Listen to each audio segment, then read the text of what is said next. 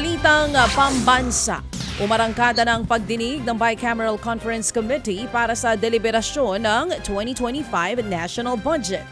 Pinangunahan ni Senate Finance Committee Chair Grace Poe at House Appropriations Committee Chairman Zaldico ang pagbubukas ng meeting kahapon. Kabilang sa mga inaabangang tatalakayin sa BICAM ang halos 40 billion pesos na pondo para sa AKAP o Ayuda para sa Kapusangkita Program ng Department of Social Welfare and Development o DSWD na isiningit ng Kamara sa budget pero tinanggal naman ng Senado. Aabangan din kung madadagdagan pang budget ng Office of the Vice President na tinapyasan ng higit 1 bilyong piso. Sa ngayon, nagdesisyon muna ang mga senador at kongresista na bumuo ng Joint Technical Working Group na siyang susuri sa budget bago nila ito pirmahan at ipasa sa Malacanang. Sa iba pang mga balita, inaprubahan na ng Commission on Elections o COMELEC ang petisyong i-disqualify si dating Caloocan Congressman Egay Erice sa pagtakbo sa eleksyon sa susunod na taon. Sa resolusyon na inilabas ng COMELEC, sinabi nito na nagkakalat daw ng mga maling impormasyon si Erice para guluhin ang eleksyon. Gaya ng mga nauna nitong pahayag kaugnay sa panunuhol daw at korupsyon ng poll body. Nag-inhibit naman sa kaso si Erice si COMELEC Chairman George Garcia na kinasuhan niya ng graft.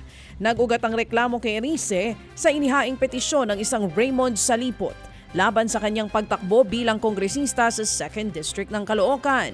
Tinutulan naman ni Erice ang desisyong i-disqualify siya, sabay giit na itutuloy niya ang kaso.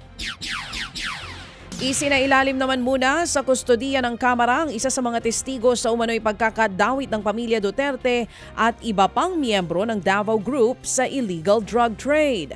Nag-ugat ang desisyon na iyan matapos humarap ng negosyanteng si Mark Taguba sa pagdinig ng House Quad Committee. Isa siya sa 3 na-convict sa smuggling ng higit 6 na bilyong pisong shabu noong 2017 at nag-ugnay kay Davao Congressman Paulo Duterte at sa mister ni VP Sara na si Man Scarpio sa drug shipment. Taong 2017 naman, nang una niyang idawit sa droga, sinapulong at pinanindigan sa Quadcom na totoo ang kanyang mga sinabi at hindi niya ito binabawi. Dahil sa pangamba sa kanyang buhay, nagdesisyon ang Kamara na sa kanila na muna i-detain si Taguba para sa kanyang seguridad. Hindi pa rin umaalis sa EDSA Shrine ang mga supporters ni Vice President Sara Duterte. Nakatambay pa rin sila sa labas ng simbahan pero hinahayaan lamang sila ng pamunuan ng EDSA Shrine basta't hindi nakakaabala sa mga nagsisimba. Hindi naman maiwasan na magkaroon ng kirian ng mga supporter at media na pinagbawalan nilang kumuha ng footage kahapon dahil sa pagiging bias daw sa pagbabalita. Hindi naman malinaw kung hanggang kailan planong manatili ng Duterte supporters sa EDSA Shrine pero may nakabantay naman sa kanilang mga pulis doon.